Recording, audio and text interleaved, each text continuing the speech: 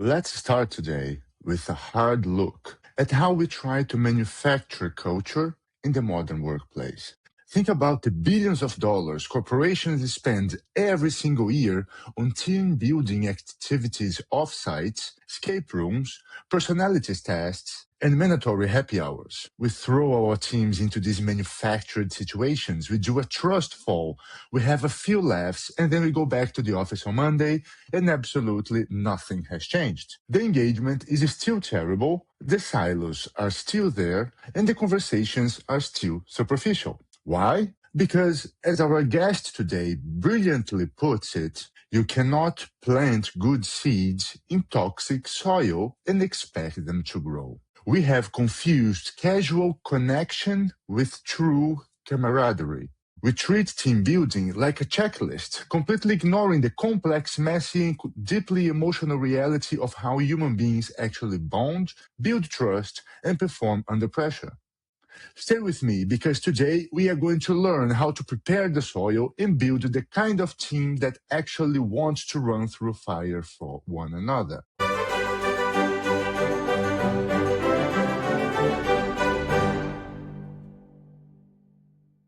Welcome to the H2H experiment. I am Joao and I am your host.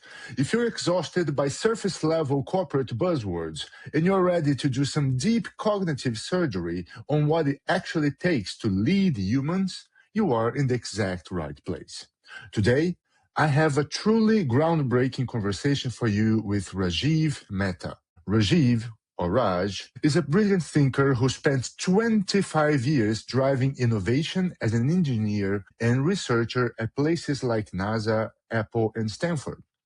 But somewhere along the way, he realized that you cannot fix human problems, like why we don't listen to our doctors or why teams fail, with a Silicon Valley magic wand. So he completely pivoted.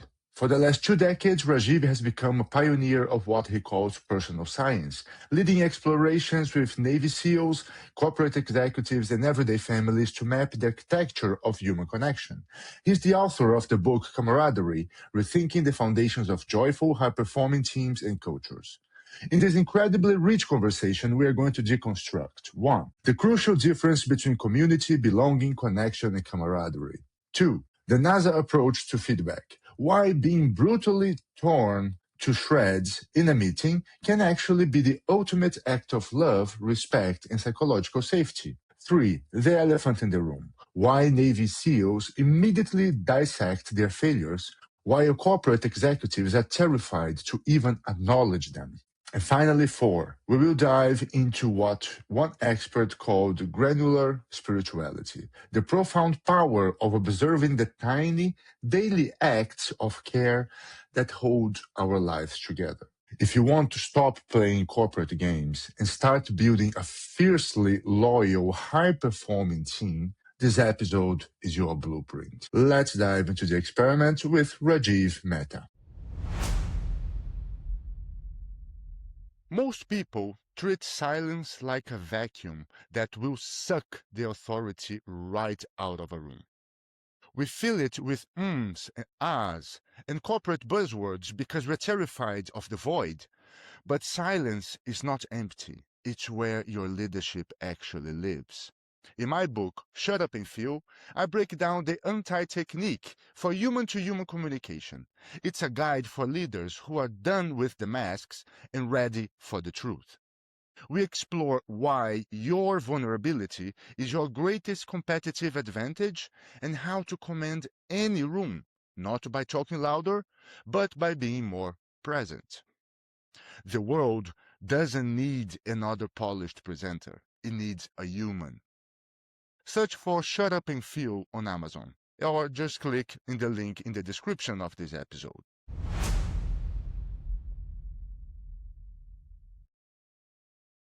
Hello, Rajiv. Welcome to the H2H experiment. I'm super happy to have you here. Nice to be here. Wow. It's a good day for a conversation. Brilliant. It's actually very sunny outside here. I don't know how's the weather at your side. No, it's lovely. We had a little bit of a heat wave and now we're back to our normal Bay Area weather. Very, No. Mediterranean climate where we are. Yeah, it is. It is. Rajiv, we have so much that we can go through in our conversation. We have a wonderful alignment in terms of how we see the business and life overall.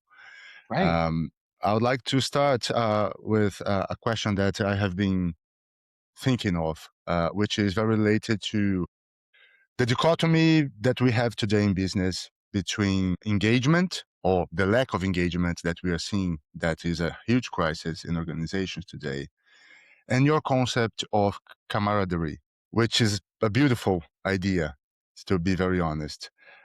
Because we see many companies that are investing billions. When we think about the US, for example, companies are investing billions in trust falls, in leadership coaching, in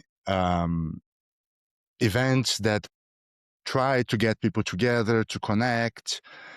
But you do see a difference between connecting, belonging, and camaraderie. So, how do we, first of all, how would you define camaraderie, and what can we do to achieve that level of human connection? Yeah. Yeah. So, to just start off with kind of a definition that everyone will just understand, it's you have camaraderie on a team when there is very much a sense of we, that we are doing this. Mm-hmm. There's a dedication to a collective purpose, a collective goal. And we're essentially all taking advantage of the whole team to make that happen. We're caring for each other, bringing out the best in each other to get it done. So, Mm-hmm. if you think of a team in the team sense, like a soccer team or some military team, they are working together, focused on some common goal to get it done. And as we know, from the sports analogy, a team that very much plays as a team, even if Mm-hmm. they're less talented than another team which has like a great roster of individual stars, usually Mm-hmm. wins. The team overcomes that. But to to give a little bit more depth to it, we do use these other words, and we sort of bring them together all the time, of community and connection and belonging and Mm-hmm. so forth. And so let me talk about those three more familiar words and see how that applies to Mm-hmm. camaraderie. So, in my eyes, community is almost like a label for a container. Uh-huh. So, you're a New Yorker and you work for IBM. You're Mm-hmm. an alumnus of Georgia Tech. You're a Mets fan. You're all of these parts of these different communities. And with each of them, there's some sense of shared identity, a continuity, norms that you feel that you Uh-huh. have. It's a container. Belonging is much, much more emotional. Okay. Belonging is the sense that you belong in this community and everybody else also feels you belong. You Mm-hmm. are able to be there even if your views are different than others. You are accepted as you are. You're free to be yourself. You don't have to put on a mask. And so Uh-huh. belonging has this deep sense of meaning. Connection is very intimate. Connection is between two people. So Okay. connection is fundamentally about discovering some characteristics of the other person that you honestly like. And then those characteristics kind of ground that relationship. They're the heart of that relationship. So, community is the container, belonging is the emotional heart of it, connection is the spark between two people. Camaraderie combines these and adds purpose. Okay. But camaraderie is when you have a small, clearly defined group, a really clearly defined team, with everyone feels a sense of belonging and Mm-hmm. everyone has a connection with every other person. And you have a common purpose, something that you are together striving for. And so camaraderie is what you need for, if you're hoping for sustained high performance, you've Mm-hmm. got to have that deep, strong sense of team, that deep, strong sense of we that makes that happen. And if we don't, then you might succeed in the moment, but it's hard to keep going. And Uh-huh. as you were saying, you start noticing that people are not as connected. They're doing the work perhaps, but not really engaging. People don't speak up when there's things that need to be said because they're not as just don't feel as strongly about this group of people. Don't care simply. Yeah, they're doing their job, Yeah. hopefully, but they're not going past that. Yeah, I really enjoy bringing the sense of caring to a conversation like this because I think it's an emotional donation that you're giving when you care about Yes. something, when you care Yes. about the people around you, when you care about your work, when you care about what you're doing, your performance, your output, or the organizational results. Even you can Yeah. care in very different levels, and I truly believe that talking about caring and love, even in business context, I think it's necessary more than It more it than is.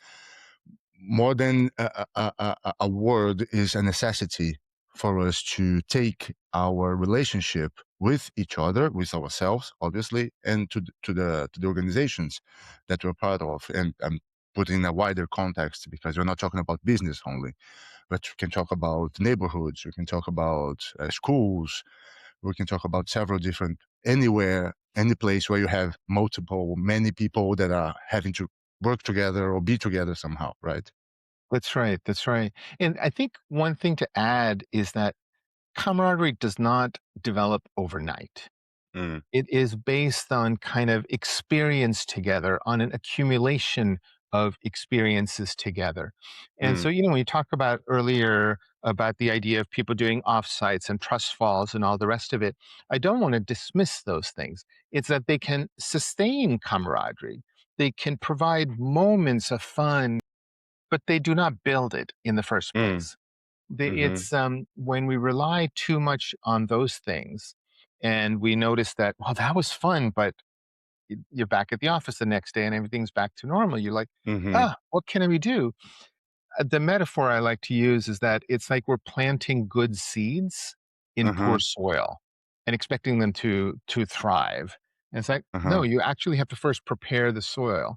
You have to have first taken care to develop that deep sense of camaraderie for those fun extras to help Mm-hmm. sustain and nurture, but it can't create. Yeah. And how much of it do you think that it's the organizational responsibility and how much is in the individual that needs to make their own work to achieve that? Well, camaraderie is not a solo activity. So Mm-hmm, it's not an individual thing. You can't mm-hmm, decide for yourself, I'm going to be part of a great team if nobody uh-huh, else is playing along. It doesn't work that way. To the extent that you are a leader of some portion of this thing, your mm-hmm, team of 5 or your team of 20, you can have a lot of influence on how your team has a mm-hmm. sense of camaraderie. You can nurture that within your thing. But for the wider organization, unless you have the authority of the CEO, you probably can't do a whole lot about that. But within your own team, within the part that you have an influence on, absolutely, you can do something. Well, brilliant. It's almost unbelievable that I'm talking to a former NASA, a former Apple, someone that worked with the technology background about this kind of stuff. So, could you tell us also a little bit if you have always had these kinds of thoughts on how a business environment should be, how the interaction between people should be, or you had a moment in which there was the insight or a leap of consciousness that you started reflecting, oh, humans also matter in this. Right. Well, it's neither of those in a sense. It's my inquisitive, nerdy sense of paying attention to the world that eventually opened my eyes to this. And it's Mm-hmm. only sometimes in retrospect that I look back on earlier times in my NASA career or in Silicon Valley and so forth, and see echoes of that I myself experienced at the time but didn't Mm-hmm. understand. Okay. And so there's a story I like to tell because it's true. But so early on in my NASA career, so I was only there for a couple of months at this point, fresh out of Mm-hmm. college, so impressed with being there and all of that. And I was part of a group of people that were reviewing this one scientist's presentation. He was going to be delivering a paper at some conference. And, I'm very much the junior guy in the room. And so the scientist does his presentation, and then we start providing feedback to him. Mm-hmm. I was shocked at how harsh everybody was. I mean, this guy at the front of the table was brilliant. He's known to be brilliant, and people Uh-huh. almost seem to be taking pleasure in like tearing apart his presentation, like word by word. Mm-hmm. This went on for the whole bloody day, and I was just I was beside myself. Like, if it had been me at the front of the room, I would have been in tears. I would not have been able to come Mm-hmm. back to work the next day, that level of Sure. criticism. Well, about a year later, of Mm-hmm. course, I'm at the front of the room, Mm. and I too get torn to shreds, Mm. kinda hard on the ego. But by then, I had come to appreciate that they were not being harsh. They were, Uh-huh. in fact, I had just seen in spades that there was such deep respect for each other and for their work. It was such a collaborative environment. It's that we each were counting on that passion, that directness, that energy to Mm-hmm. make our work go from great to brilliant. Mm-hmm. And as hard as it is to sit there and sort of like, "Oh, you didn't get that right, you should do this." At the same time, you're just, like, relying on that. You're demanding it to make your Uh-huh. work be brilliant. And so I had not appreciated the environment. I had not seen that environment, that camaraderie that was there until much later. Uh-huh. I hadn't put language to it. I saw a year later that I was appreciative of this feedback, and so I was no longer flustered by it. It was just, Uh-huh. Uh-huh. but it wasn't until many years later that I was able to give it language, that this was Okay. what was going on. So what led me into this was very different. Throughout my work, whether I was at NASA or in Silicon Valley, I was almost always working on things that were very, very new. So a Mm-hmm. product space that didn't yet exist. I was working on technology that was so ahead of its time that it's like it's really brilliant in the lab. You can get very excited about that, but like, Mm-hmm. what good is it in the world? Is who knows? What do you do with Who this stuff? knows? Like the ability to talk to your computer. What good is that? Um, so it was that kind of trying to understand the world, to see possibilities for products for markets that didn't yet exist, that Uh, essentially that requires a lot of almost like anthropological type of work. You mm. go out and you talk to people and you Uh-huh. observe, and you're trying to understand their needs better than they themselves do because they don't have the language Mm-hmm. for this. So Mm-hmm. it was in some of those efforts that I would start talking to people in the healthcare world, Mm-hmm. and they told me about what they call the problem of non-adherence. Basically means that we don't listen to our doctor's advice. They Uh-huh. tell us to take our pills 8 in the morning, 8 in the evening, and we don't. They tell us to Mm. exercise, we don't.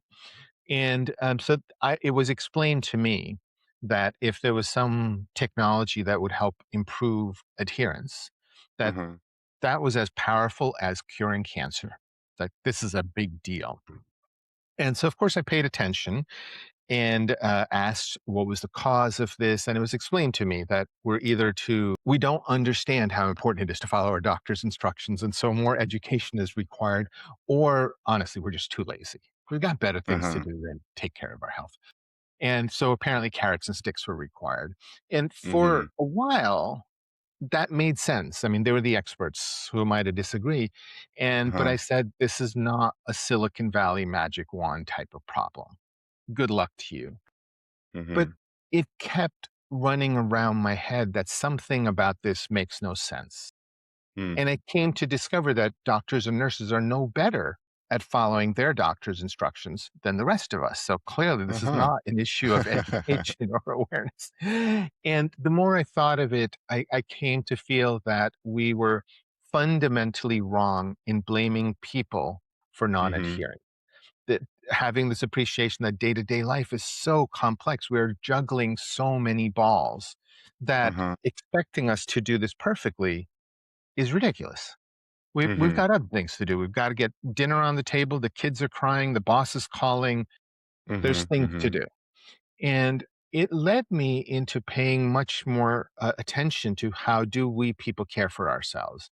So I started Uh-huh. spending a lot of time basically being nosy. Like, I would go when I'd be visiting friends or family or even neighbors, I would ask, it's like, what do you do to care for yourself? And what's getting in the way? And why are these pills in the kitchen and these in the bathroom? And just not out of criticizing people, but really genuine curiosity. How do you Curiosity. care for yourself? What's it take?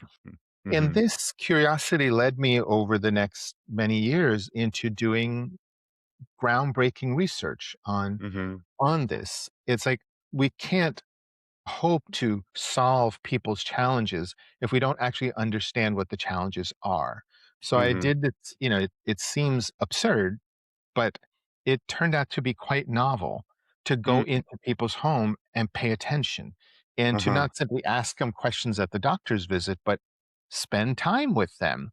And I Uh-huh. started doing, I got grants to do some research. I got all sorts of invented technologies to try to gather moment to moment, day to day data on what Mm-hmm. people do to care for themselves and their family. And this led me to creating new types of diagrams. I think of it maps of daily life to visualize the data of people's lives that I've been collecting. Uh-huh. And a complete surprise was the families themselves found these diagrams, these maps of daily life, very powerful, which led to me teaching people how to explore their own day to day lives, how to explore how they care for themselves and others, how they Uh-huh. interact with others. And it was, um, It was an unplanned, so an accidental outcome of these workshops that I was leading that people felt so much closer to each other. That Uh-huh. having spent a couple of hours or perhaps many hours over many weeks in a workshop with me, investigating their lives, talking to each other, that naturally seemed to lead to a much stronger sense of connection between the Uh-huh. people. And in retrospect, this is not too surprising. It's like you're actually being human with each other and listening to each other out of empathy and respect and curiosity, not to fix anybody or to criticize them, but just to see them, to understand their lives. Mm. And so for a while, I was seeing this impact of the workshops as a nice to have. People were coming to explore their own lives, learning to do that, and they were doing that and it was often life changing for them. And as a bonus, they felt nicer about their group. Uh-huh. And it was about 5 years ago that I had done this sort of workshop for some very senior military leaders Uh-huh. in the US. And afterwards, they were telling me that I Mm. wasn't taking this seriously enough, Mm-hmm. that they had spent their entire careers learning how to understand themselves and their teams, their their SEAL teams, their staff, Mm-hmm. whoever, and that this understanding yourself, understanding them was absolutely necessary for Uh-huh. camaraderie. It wasn't a nice to have. And as one of them said to me, it's like, Raj, I'm an expert on this. You are not. And I'm telling you with my 30 years of knowledge that this is groundbreaking. Take this seriously. Uh-huh. Okay. And so I did. I started paying much more attention to this idea of camaraderie and why was it important, but why was I having an impact on this? What was I Uh-huh. doing that was leading to that? But having heard them that this was important, pay attention, is what Uh-huh. spurred me to pay attention and really look into this deeply.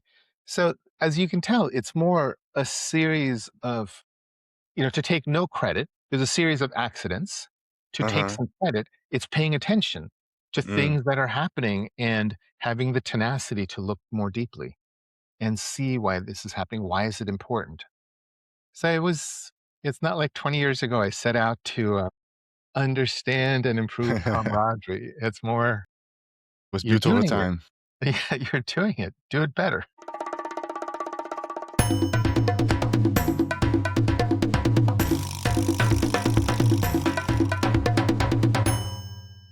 Yeah, you mentioned at one or at the story in the beginning about the moment in which people gave feedback about the presentation, Yeah, and this is something that I noticed very often how difficult it is for people to accept feedback. Why do you think there are so many obstacles? Because you said yourself took years until you finally digested that and understood that actually it was coming from a place of camaraderie. right. Um, n- why do you think we as humans we struggle so much to accept an opinion of others about something that we are doing or that we have done. I think partly it is that we do not feel safe. We do not have this sense that they respect us, that even Mm, we're human beings. Sometimes we mess up. There's things we don't know. But when we criticize that, it feels like we're being criticized as who we are. mm-hmm, And in fact, when you have a strong sense of camaraderie, that worry goes away. You know you're mm-hmm, accepted. It's not going to change. You're human. You made mistakes sometimes. We're going to fix that. This uh-huh, is something that's positive. We are going to fix it. It's not like you go fix it yourself. We are going to improve it. And it's that deep sense of sort of what people call it a sort of emotional safety. That mm-hmm, that deep sense that you are fine, you are great. We're just working on the things. And in fact, someone I've become friends with was who was a senior military officer, um, retired a couple of years ago and went into civilian life, and so now uh-huh, he's an executive at some big company. And he was telling me this. One of the things he was most shocked about was this reluctance to dive into mistakes when they happen. uh-huh, And he described it as, the elephant in the room. Something has gone wrong, but nobody actually wants to talk about it. And he says this is beyond his imagining from his experience as this very senior. He was, a U.S. Navy SEAL and stuff like that. And he says, there's always some mistakes. You come mm-hmm, back from a mission, you talk about those things right away. You say, mm, you did this, that was wrong. You did this, that was wrong. Yes, that was wrong. I screwed up. And it's just this open, fierce conversation. And everyone both expects it and does not take it personally. It's like, uh-huh, yes, we are going to fix this. Whereas now that he's in the corporate business world, he finds there's so many things that are simply not brought up. yes, Um, he has not, to him, it seems odd. It's like, why are these people not doing this? And he's come to, appreciate sort of intellectually that, well, uh-huh, people don't wanna rock the boat. They don't wanna piss this person off. He's too valuable to have him be in a bad mood and so mm, forth. So he gets that. Funny thing about it is that he feels that, well, this makes him nervous because he feels like, what is he doing that's wrong that nobody is uh-huh, bringing up and pointing out? But it's that sense that our position is under threat, that you mm-hmm, yourself are under threat that gets in the way of this. mm-hmm, mm-hmm. So you have to, it's you can't fix that problem by attacking it directly. You have to build up this deep sense of camaraderie gently over time, over time, over time, um, until it becomes second nature. Because we are living in this other world at the moment. Yeah, I do think also that it's a lot about the intention of the feedback of the Yes. talking about the person that's giving. If the person comes from a place of, okay, let's work on this together, there's room for improvement, here's how you can improve, is one thing. If the intention comes from a place, I just want to break you because I feel threatened about you, about Yeah. your success, then it's something completely different, and that energy can be felt, right, as well. Yes, yes, and including from the person who's trying to provide the feedback. Like, you might actually think the other person is brilliant. This this particular thing could be better, but you're hesitant to provide that feedback, fearing that the person is emotionally fragile and won't be able to Mm, take it. Um, as an example from my own life, so, after NASA, where I had come to appreciate that this frank feedback was just it's a too gift. important. It's a gift. So I was working at Apple, and I'd only been there maybe a year or so, and I was working on a new product. And at the end of the week, there was going to be a big team meeting, which we were all Hmm. presenting to each other on the product. So nothing public. It's just the team. But on the other Hmm. hand, it's like this is important kind of thing. Anyway, my Uh-huh. boss was out on a ski vacation just prior to this. So the meeting's on Friday. He comes home on Thursday late afternoon, and he wants to meet and go over my presentation. So Hmm. he's already exhausted. His day of skiing, 3-hour flight, gets here, and I go through my presentation. And he was not happy. He thought I had done an absolutely poor job on this thing. Uh-huh. And I could see he was like, you know what to do. And, but like, it was clearly he was stuck. It's like, obviously he thought I had done an absolutely poor job. Not Uh-huh. that I had any idea what was wrong with my thing. But so eventually I just spoke up because, again, from my NASA experience, I'm okay with the Mm-hmm. feedback. And I said to, look, it's okay. If we need to trash this and do it again, we've got all night. What's the big deal? Let's get on with it. And I said, but maybe we can go through this. I mean, I thought about this deeply. I had my ideas of why I thought this was a good presentation. Maybe there's Mm-hmm. something worth salvaging, but let's get on with Mm-hmm. it. Let's make it good.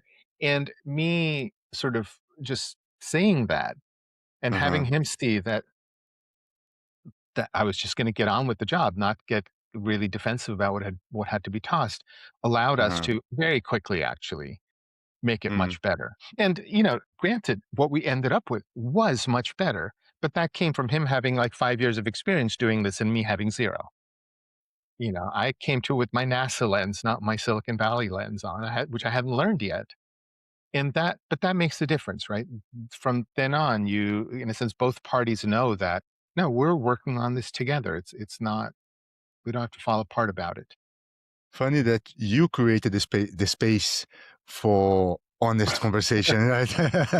Something that in theory should be done by the leader. It was actually you creating the space. Yeah, it's like, okay, we don't have to get upset. Let's just do it again. Well, yeah, you asked earlier, what can you do? Well, if you are grounded in yourself, then that has an impact on other people, including your boss. That it's okay. That's true. That's true. I'm curious about the part of the mapping, going back to that, the Yeah. specific activity that you talked about on the workshops. Um, is there a spiritual element to this? Like, I mean, in terms of understanding yourself, or are you able to take these workshops, this understanding of the self and of the others, off this level of knowledge? Let's call it this way.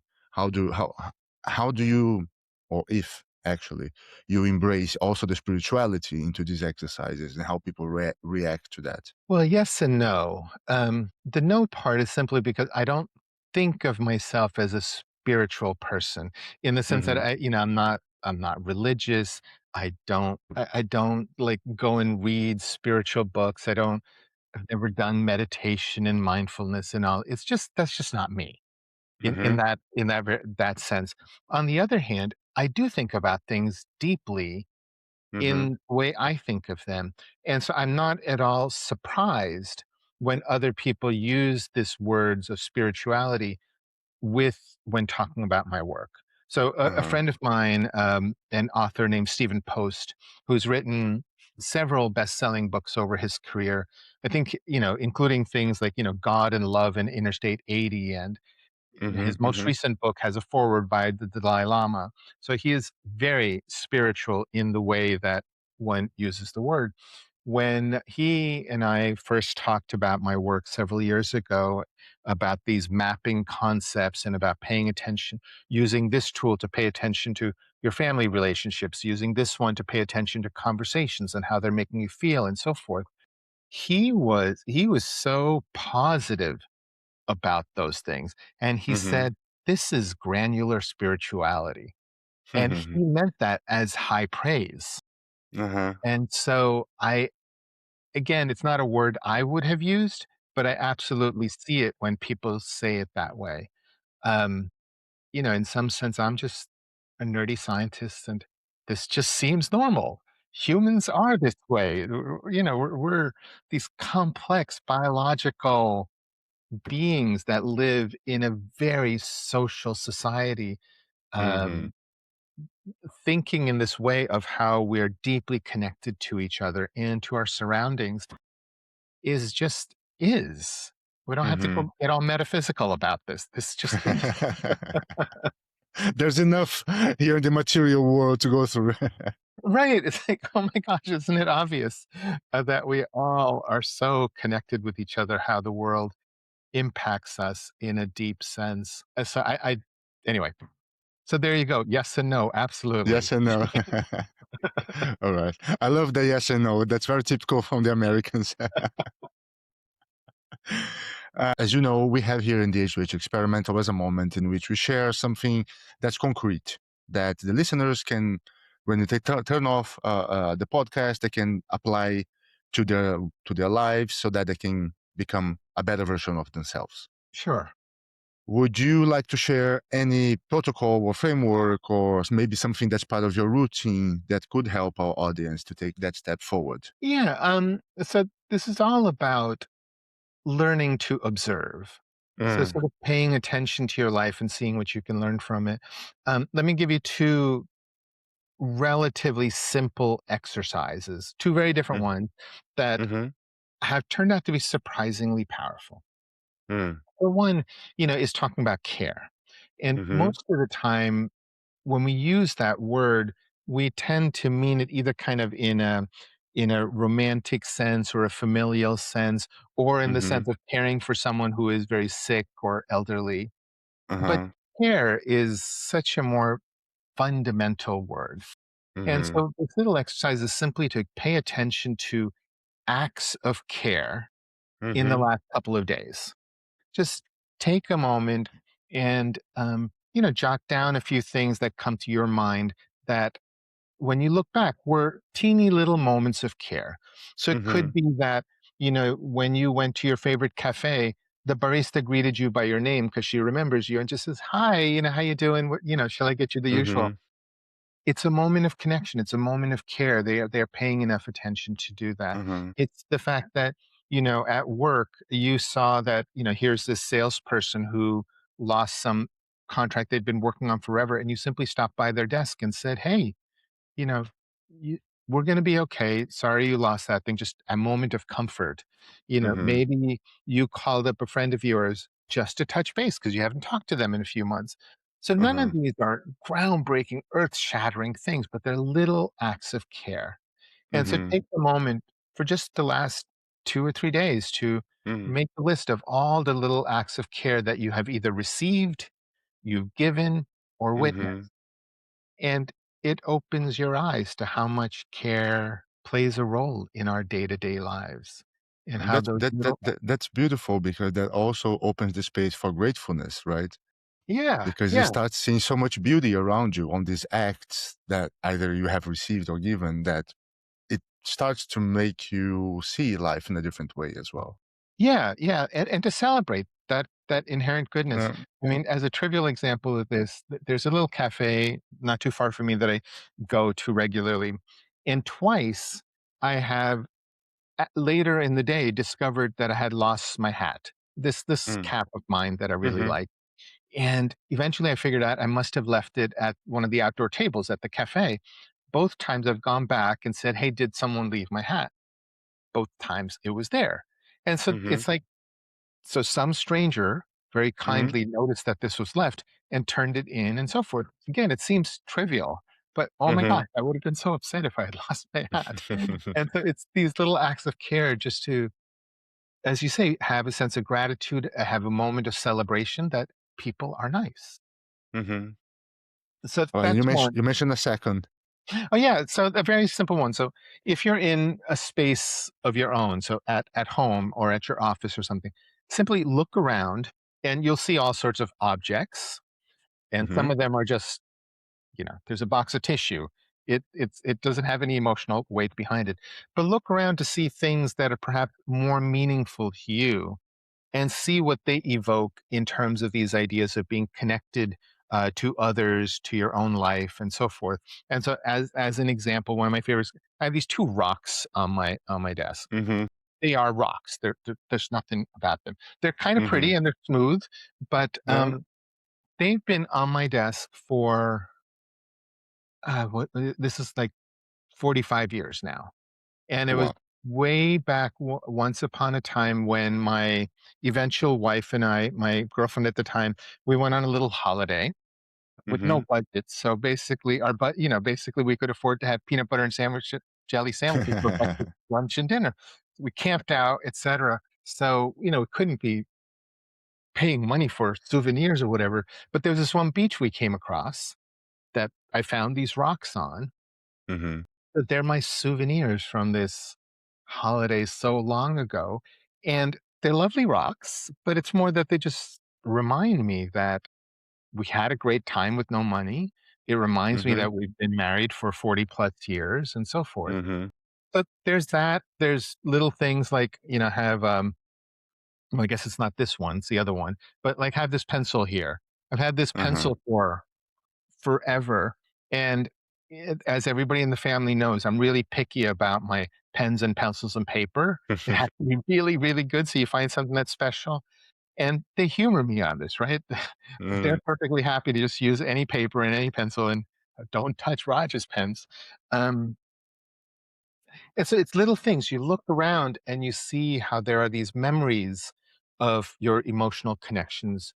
Um, and it's just seems like a trivial little thing, but it ends up again being this really, it gives you gratitude for the life Mhm. that you have, for the positive things that are there. So both examples of simply paying attention to day-to-day life Mhm. Be more and how we present. yes. Wonderful. Wonderful. Thank you so much, Raj. These are valuable, really valuable.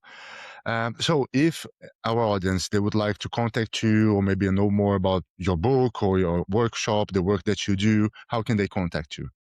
So the website is mappingourselves.com. And in it, there's information, but there's also a page that says resources. And Mhm. you can download some free resources. One of them, is this workbook of these tools that I have developed that allow you to make Mhm. these drawings, to observe and then make drawings of these maps of daily life, about your relationships at home, at work, about your conversations, how you spend your time, that have proven to be very, very powerful. So the workbook basically teaches you how to do it and goes through it. Many thousands of people have take advantage of the free resources and found it powerful. The one little extra piece of advice is if you can do it with others, Mhm. to not just learn about yourself, but learn about the people that you're with together. That's very powerful. Wonderful. Wonderful. Thank you so much, Raj. It's been a lovely conversation.